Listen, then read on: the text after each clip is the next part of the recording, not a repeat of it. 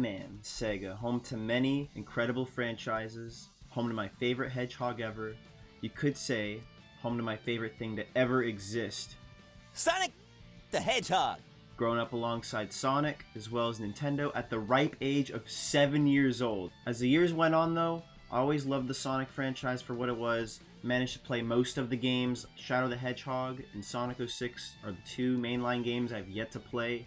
I'll get to those eventually. I guess Shadow Generations too, if you want to count that. I've kept up with all the game news, the movie updates, all that pizzazz. I was becoming a Sonic freak, and no one could stop me. However, Sega, is Sonic all that Sega does? In 2021, I discovered a game called Phantasy Star Online 2 New Genesis. It was with a dear friend of mine, Urge to Game. He got me hooked on the game after letting me in on the huge Sonic collaborations that they had in the game. A lot of Sonic collabs. You could literally be Sonic the Hedgehog in the game. It blew my f***ing mind. But would you believe if I told you that there were more collaborations besides Sonic? And way more collaborations than I ever could have imagined, okay? There's countless franchises that have collabed with Sega on PSO2 and even its base game alone. I always knew Sega had a history. Like, I literally had a Genesis growing up. Even though my parents didn't grow up with video games, I'm the first in my bloodline to go towards that route. Wasn't too long around middle school, high school. I got a Genesis just so I could play Sonic 1, 2, 3, Knuckles. Never really considered the gold mine all these Sega IPs had to offer within the past. The days of Sega does what Nintendo don't. Those were real. Sega meant business back then. From their 8-bit heydays all the way to their final bow with the Dreamcast. They were cooking, legit. I played Jet Set Radio, for instance, around half a year ago, and that was easily one of my favorite games of all time. I will get back to Jet Set Radio someday. They were cooking, and that was under the pressure of competition from back in the day, when companies had exclusives. I know everyone nowadays wants to play everything on their PC, but there was a meaning to owning a console back then that really pushed companies to make good video games, for sure. And from what I could understand, Nintendo and eventually Sony would never really let Sega catch up again, unfortunately. Their only real technical victory was the Genesis there. But yeah, that's the key word right there, technical. Because when it comes to their games, all I hear is like everlasting victory every step of the way. From the sound design to the tight gameplay to the identity that these IPs bring. I don't just want to like this little guy right here, but I want to love Sega as a whole. How do we do that, right? What the hell is today's video all about? I'm announcing a brand new series today called My SEGA Journey. I'm going to be following a super large list of games. The games I included are all part of the SEGA Genesis and Mega Drive Classics collection on Steam. Totally not achievement hunting, by the way. A lot of the games on that collection are actually sequels to games released on the Master System or even in like arcades, right? So I took it upon myself to compile all those games into one list. By the time I finished putting it together, there were over 60 games on that list. It's insane. Over 60 games. I'm going to be going through all those games, hopefully covering every single one in a video, maybe even live stream a few. I'll be going through my journey to discover what Sega truly represents to us gamers. The first game on that list is none other than Alex Kidd in Miracle World for the Sega Master System. Now keep in mind, okay, this is 1986. This is like 2 years before like the Mega Drive ever even came out in Japan. And like 5 years before we'd even see Sonic himself show up eventually. So 1986 is super close to another really famous hit video game that came out only a year before. Super Mario Bros. Came out a year before, universal acclaim, and it just seems Sega wanted to replicate that success, it seems, both on their hardware and in their marketing, right? And when you start playing Alex Kidd, it feels super similar to Super Mario Bros. The crazy thing is, too, is that Alex Kidd was originally going to be Sega's mascot. Looking back now, I can see it with the first game, which we'll talk about today. There's more Alex Kidd games to play later on down the line. I can see why Alex Kidd didn't make the cut. I'll just say that much. So what version of the game will I be playing? Well, I'm going to be playing the SEGA Ages version on the Nintendo Switch. It's probably the best version of the OG Alex Kidd. I know there's like a Miracle World DX release, which is like a remake of the game. It's pretty cool. There's a lot of ways to play the first game, that's for sure. But yeah, the SEGA Ages line on the Switch contains a bunch of just classic SEGA titles, including like arcade stuff, Master System, Genesis games. It's definitely one of the best ways to play these older titles today. And something tells me that this definitely won't be the last time we'll be seeing SEGA Ages on the channel. Although, like, why can't these just leave the Switch and go on something like PC, you know? People don't want to buy a Switch to play SEGA games. They buy a Switch to play Nintendo games, okay? Now, before booting up the game, I also did want to mention something that probably will apply to most episodes in this series. Yes, I will be using the original game manuals whenever possible. Games from the era were either like super simple, right? Like Mario, you can easily pick that up and understand what's going on. Either they were super simple or they were heavily limited by the hardware.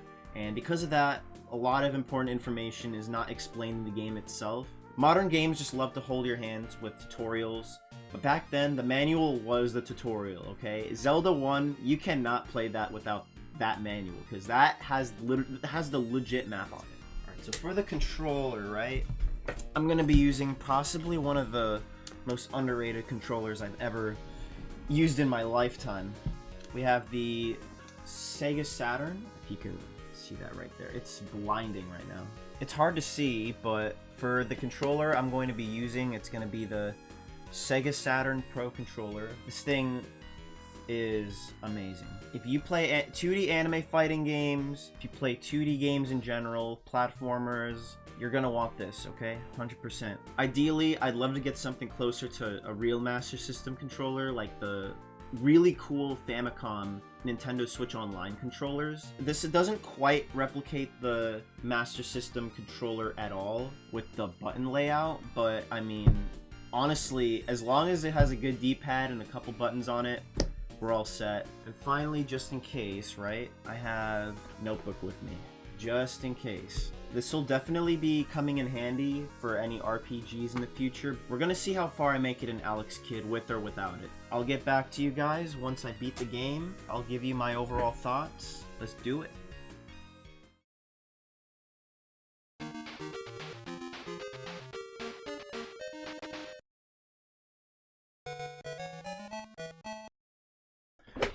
We're back! It's been about 2 weeks since I played Alex Kidd in Miracle World and beat it twice, I think, now. So, Alex Kidd, huh?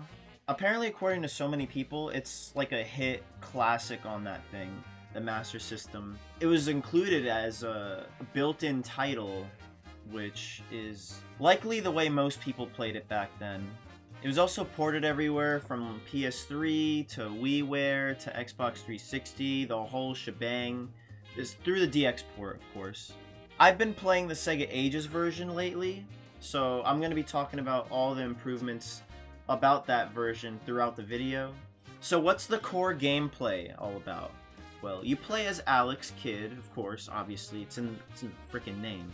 And it's a linear platforming adventure, so you're going from point A to point B, just like Mario Bros. And you continue beating levels until you reach the end of the game. Simple.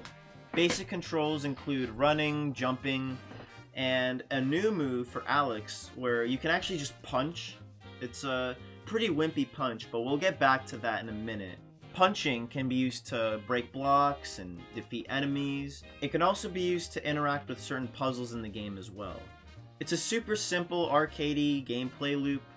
You're mostly just platforming until you get a game over, maybe get a high score as well, and you just start from the beginning of the game. Thankfully, it's a pretty short game. It took me a couple days to get the hang of certain things we'll talk about. Yeah, and to memorize the game, of course. But after having it mostly memorized, it'll take you 2 hours, 3 hours to beat. Super simple challenge. You get points through killing enemies. You also, in addition, can earn money bags if you break those star blocks, which we'll talk about what money does in a second here. So why am I talking about wimpy punches here?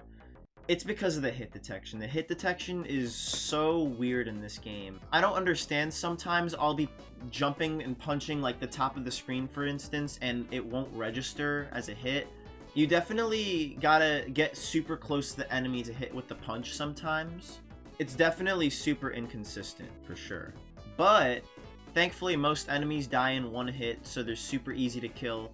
And honestly, most of the bosses aren't really that much of a challenge once you get the hang of their patterns. And not even that, you just keep punching them and they die.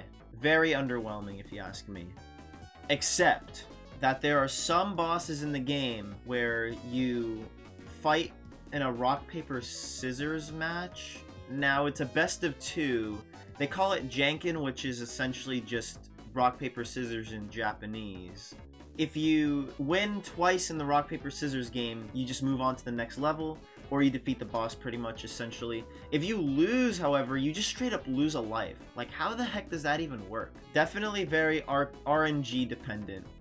At first glance, at least. I say at first glance because you can actually memorize the patterns for these rock paper scissors fights. Let's say you fight the first rock paper scissors guy, he's always gonna throw out, let's say he throws out scissors and paper, and you die. If you die and you have to fight him again, he's gonna mix it up. But if it's your first time encountering that boss, he's always gonna throw out scissors and paper first. I have it right here, actually. I wrote down the patterns for these bosses. It took me a moment to figure out that you can just memorize these. It took some trial and error, because you will die just guessing these alone, but eventually you figure out that it is just trial and error, and eventually you can just consistently defeat those rock paper scissors bosses. Still a very bullcrap mechanic, if you ask me. I hope no other game tries rock paper scissors for a boss fight, but hey, that's just what makes Alex Kidd unique in that regard, I suppose. In fact, the final boss's name is Janken, aka the big bad in this game. The coolest thing about the Sega Ages port, though, is the fact that you can change your wallpaper for the border of the game. Now, personally, I have the CRT filter, and I like the black background just fine.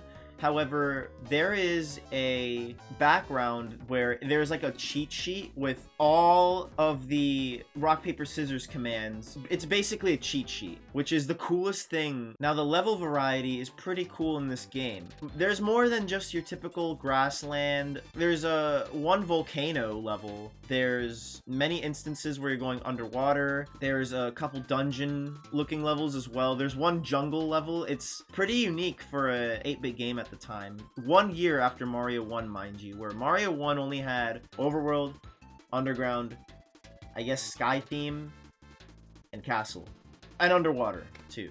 Now, in some levels, there's also shops where you can buy items or vehicles. It's a totally optional part of the game. It's actually my favorite part of the game, as it mixes things up and gives players unique options for every unique playthrough of the game. And the best part is that they're completely optional too, so it's awesome that it gives the player the option to explore. It's pretty ahead of its time, I would say. For 1986, yeah. So I bring up vehicles, probably the second coolest thing they have in this game. There's 3 vehicles in the game that you can ride, 2 of which you can buy in the shop. One of the vehicles you can buy is the motorcycle. They call it the Sukapako motorcycle. That is a fire name right there, if I had to say it out loud. And it's even Alex Kidd's main vehicle in Sonic and Sega All-Stars Racing. It's a ground vehicle, and you mainly have speed control, so you're mostly just using right and left on the D-pad, right to speed up, left to slow down, and you also have the ability to jump as well. A mechanic in this game is the faster you move horizontally, the more jump height you get, which is pretty cool.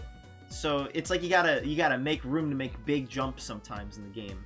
And it's a fun thing to do with the bike for sure. And with some of the levels having the bike in mind, you can use the bike to just absolutely destroy everything in your path, enemies and blocks. and it's pretty useful early on, I would say. There are a couple problems with the bike. In the jungle level in particular, there's the option to use the bike, and I like using it to crash into the first couple blocks initially, but the problem is when you crash the bike, you have no invincibility frame, so you'll instantly die if you touch something like an enemy or spikes right after you crash, which is super bullcrap. A lot of super easy insta-death situations overall. For most of the game, you're going to be vulnerable, one hit only. I assume that's just the way it was in the times, because they wanted people to get their money's worth and just play these games over and over again, because that's all they got back then. I don't know. We got Fortnite nowadays, so it's like, I can't even imagine it. Owning one game and just playing it over and over again. I guess trying to get high scores, you could compete with friends. That's something to be open-minded about. Definitely devilishly difficult though. And when it comes to this bike, it's overall the most inconsistent vehicle to use, and in my least favorite. So we're gonna move to my favorite vehicle in the game, the Pedicopter. It's such a weird name. I'll just call it the helicopter. This helicopter is the best vehicle in the game. It's super fast. You tap the jump button to ascend upwards. It's tapping the jump button once will just give you a little height, but you gotta like mash it to stay in the air, and if you don't jump, you just float back down, which is, it's pretty fun. And I love the projectile you can shoot. I just like the cozy shooter vibes you get out of it. Overall, I love the feel of this vehicle. If I had to play the whole game with just this vehicle, I would still have fun. The last vehicle in the game is not even one you can buy in the shop. It's called the Sui Sui boat. It's only in one level. You can't buy it in the shop. It moves pretty close to the motorbike, and in addition, you can also shoot projectiles with it. If you crash the boat, you just fall right into the water. Overall, just a lot of fun. Now, the water sections in this game, speaking of which, I like how the first level shows you this.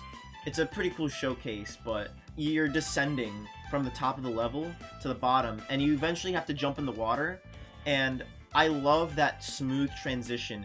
The music, the atmosphere changes, but the pace, it's still going. It doesn't feel like it's slowed down, at least to me. The enemy variety does change. It feels so tropical. It's a good vibe. I love the underwater levels in this game. There's also some dungeon levels in the game too. One of them is super simple. It's like midway through the game, and there's a second dungeon which is a pretty long level. They play a lot like Zelda dungeons. I want to say Zelda 2, but I've not played that game that much to really say it, but it's like playing a Zelda dungeon, but like a platformer. More platform heavy than puzzle heavy for sure. It does require some clever navigation for sure. It'll get your head turning a bit. It's not like Zelda dungeons where you want to draw a map out or anything like that. There's definitely a ton of trap rooms, however, in those dungeons, so you do have to be careful and play instinctively according to what's going on. You can run back to reset a room. There's like one room where it's like water will just run down, and you just gotta run all the way to the right. I think it's twice in the game that happens, and the second time it happens, you gotta like punch the one of the blocks to open the gate to quickly get through that, and it's pretty intense, but it's not too bad. I do definitely need to talk about the most confusing room in the game, which is the underwater cage room. This room has got me stumped like once or twice, and I had to look up a guide on what to do. A weird design choice by the developers, I would say. But basically, it's this underwater cage room. You got spikes coming downwards and upwards, and it's like that throughout this whole maze, and you gotta swim between the spikes, which at a glance, it is just straight up impossible. However, it's so weird. It's almost like the barrel from Sonic 3. If you know, you know. But you gotta swim through and not touch up on the D-pad and just let Alex float up towards the spikes. It is a weird room in that game. Definitely weird old game logic, I would say, on that front. Unk slop if you ask me. But yeah, overall the game is pretty short. A quick 2-hour romp and you're done with the game. Very easy to memorize. Of course, with trial and error, you're gonna take a couple days figuring out stuff like the rock, paper, scissors fights and the dungeon puzzles. But overall, it's a swift 2 hours.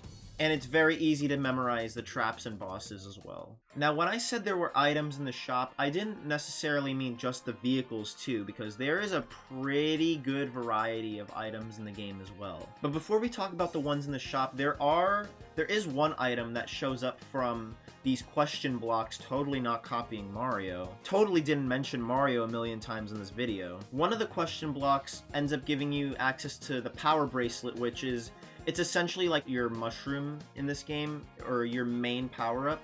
It gives you the ability to, when you punch, there's like a beam almost. It's a very useful move. It'll break all the blocks in front of you like the motorbike will. And you can, again, you find them through a few of these question mark blocks. It's predetermined for some of them. There's also a few question blocks that do a completely different thing of giving you either two outcomes. Either you'll get an extra life, or you break the block and there's a ghost that comes out and it starts following you on screen and you can't kill it and it's invincible. And if you run into it, you just straight up die, and the only way to get rid of it is by going off screen, which is crazy to me. Now, amazing thing is, similar to the rock, paper, scissors pattern, there's also a pattern with these specific blocks too. So the first time it's good to memorize which blocks have the ghosts in it, just to be careful. But ignoring the power bracelet blocks, it'll always be in this order. It'll always be ghost, extra life, ghost, extra life. So let's say you break the ghost block, right? And a ghost comes out. The next one that would have a ghost block in it will be an extra life, no matter which one of those question blocks you hit. It's pretty cool. Again, more pattern memorization, but it helps so much when it comes to grinding extra lives, which you will definitely need in this game with the one-hit kills. There's also some shop items as well. A pretty good variety, actually, of items overall outside of the shop as well. One of them is the teleport powder. I find this one really helpful in the second dungeon level when you're going through that room with the fireballs. But it basically just gives you invincibility. You can't kill enemies with it necessarily, but it does let you run right past by them. There's also a very useful item called the Cane of Flight for specifically the underwater cage level. Otherwise though, it's kind of a useless item if you ask me. You're basically just slowly floating around the room. You can't use it to access ladders that are like higher up, for example. So you're basically just floating around, unless there's, again, that underwater cage room where I think you just float around and you can get right to skipping that entire sequence. Thank goodness. There's also two magic capsule items, capsule A and B. A basically summons a whole bunch of like little clones of Alex Kidd, I'm assuming to attack enemies. In my opinion, this is a really useless item in the game. I've found myself pretty much never using this item. It might be useful against that blue bear boss, I'm not really too sure, but I end up just using the power bracelet on it anyways. However, Magic Capsule B is pretty cool. It's basically like the invincibility. However, I don't think you're able to punch. It's like a barrier, so it's like it's just surrounding you, and you can, again, just avoid surrounding enemies from around you, I don't think under you. It's pretty useful way of getting around enemies in some situations. Overall, very experimental. I love the variety of items, and again, 1986, so only 1 year after Mario 1, and all this variety is just jam-packed into this game. It's pretty neat.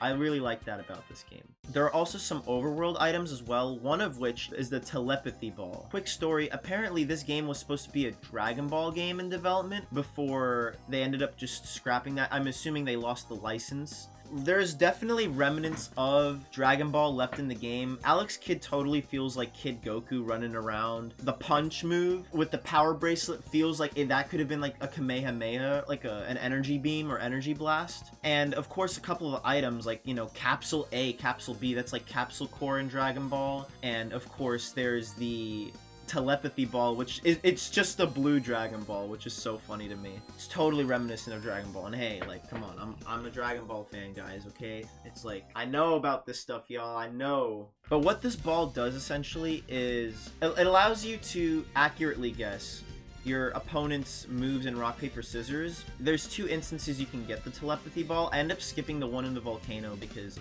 it's not worth it just trying to maneuver around just to get that ball. There is a part in the first dungeon, I believe, where you can just crouch under to get the ball. You can also crouch slide, which is, it's cool, but it's also really slow when you're just crouching and just sliding through. There's one instance in I think it's the first dungeon, or I don't remember which one, but yeah, it's like a 20-second wait of just you crouch sliding through just to do the specific puzzle for, I believe it's an extra life or something within the question mark block. But yeah, the telepathy ball is great for just completely ditching the RNG aspect. And one of the later bosses, or a couple of the later ones, it's definitely gonna get tricky to time your inputs for rock, paper, scissors for what the opponent's gonna choose, but of course you can just end up writing it down once you fail anyways, what moves your opponent makes, what you have to make against it.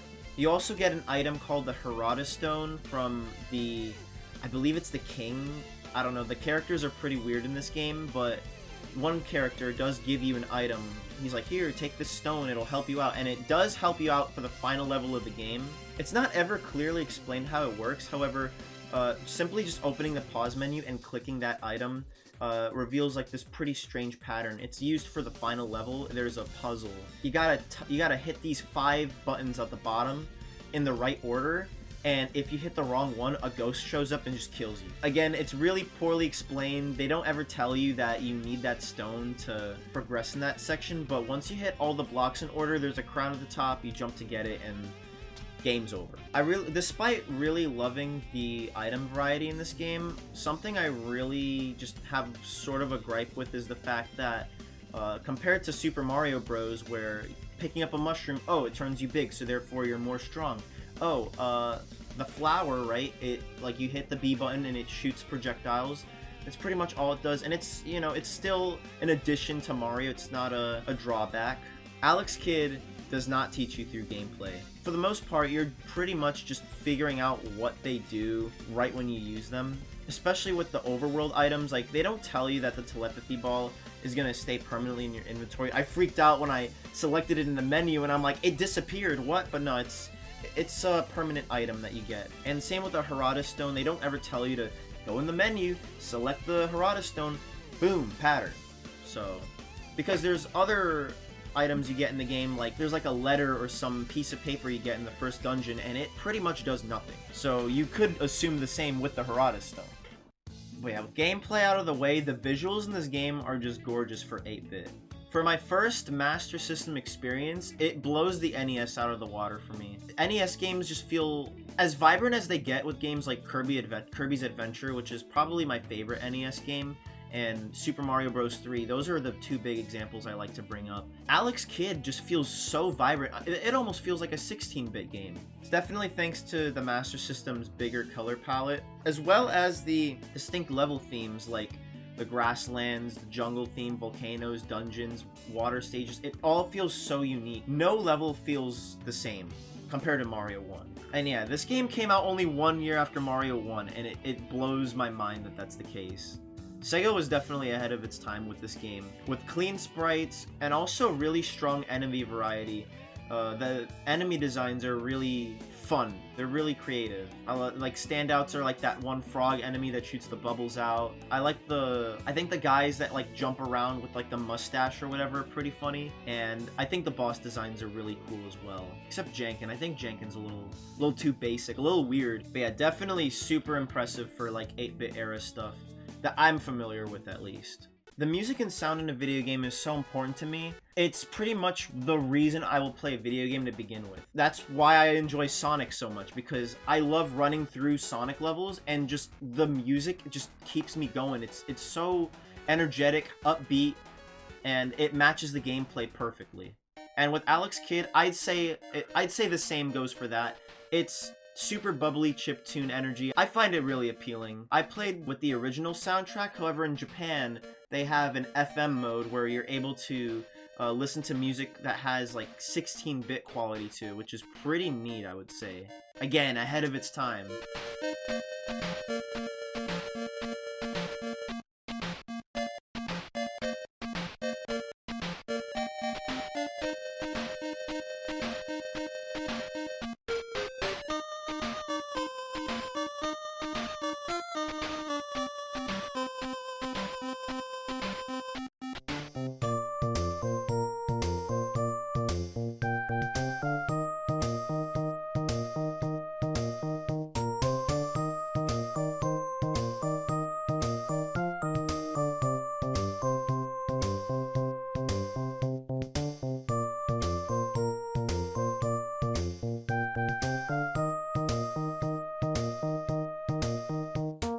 It's a super solid soundtrack overall. However, when it comes to the sound effects, it's definitely a little bit limited in sound variety. I really don't like the sound the money bags make, for instance, when you pick them up. It's super ear-piercing for sure. But yeah, speaking of the FM feature, the SEGA Ages port lets you play either the original game, which is just the 8-bit chiptune, or the FM sound if you use an enhanced version of the game where they add cutscenes between the levels as well. Not cutscenes, but little portraits of, you know, how Alex's adventure is going, which is really neat. But I personally prefer the original chiptune in this game. The story is pretty basic, I would say. I mostly don't really remember it. There's a prince that gets kidnapped. I think there's a princess that gets kidnapped as well. And there's also the king. I think at the end of the game, when you get that crown, the whole kingdom, they call it the city of Redaxian. It's not a very memorable story. It's super simple though, and it gets the job done. I do appreciate a little bit of the NPC dialogue that happens in the game, even if it's super basic of a plot to begin with. Overall, pretty solid story. Some additional things I wanted to talk about the SEGA Ages port having included the CRT filter. I am a huge sucker for CRT filters on games that came out like pre-HD era, like the 360 or PS3. The way things are meant to be displayed on a CRT, especially like 2D pixel art, there's stuff like dithering going on. Colors are smoothed out. Things look more, I wouldn't say real, but more in like the way they were intended. That's personally why I don't prefer clean on my 2D pixel art video games. In Sonic Mania, I'm turning that CRT filter right up. And with Alex Kidd, no exceptions to that rule. Of course, you have your wallpaper customization. In addition to all that I brought up about the SEGA Ages port, there's also unlimited continues in that enhanced port, right? You got a rewind feature, but it only goes back 5 seconds, which is nothing if you don't react on time. You got your save and load states, which is, you know, essential for a modern day port. And there's also cool challenge modes, which I haven't really tried yet, but I think one of them is with the Pedicopter, and the other one is you're just going through the dungeon level. I don't know if it's like a time trial or something like that. I haven't tried it, but the fact there's challenge modes is pretty freaking sweet. And of course, you have online rankings for the high scores and of the money you've saved up overall in the game. Overall, fantastic port of Alex Kidd in Miracle World. And overall, just a solid video game in general. Would I say check this game out? If you're a SEGA fan, I would say check it out for sure. But if you don't really... If you're thinking you want to play like any platforming video game, like play Mario first, play Sonic first, there's so many other options. Like play Crash, Spyro, or Mega Man. There's so many. But Alex Kidd, it's worth checking out. For sure. It's a quick game too. It's an easy breeze, 2 or 3 hours, once you got it memorized, of course. I definitely look forward to playing more SEGA games in the future. That'll be all for today's review. Thank you so much for watching, guys. I'll see you guys on the next one. Squad-a-law, we're off.